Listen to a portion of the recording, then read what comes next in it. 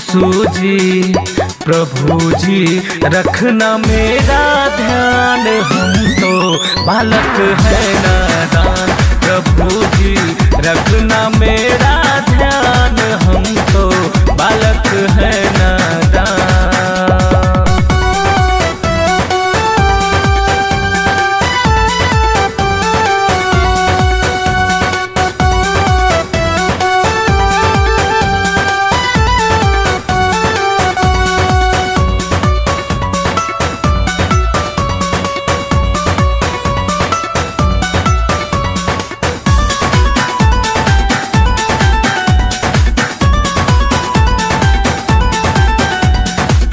अंधों को आँखें दिया, लंगड़ को चला दी।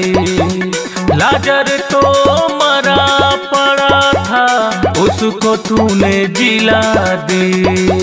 उसको तूने जिला दी, उसको तूने जिला दी।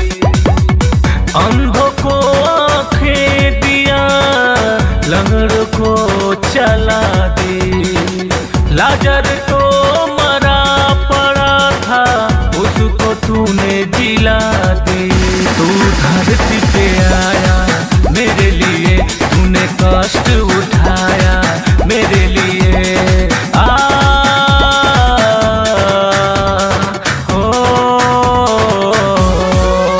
तू धरती पे आया मेरे लिए, तूने कष्ट उठाया मेरे लिए।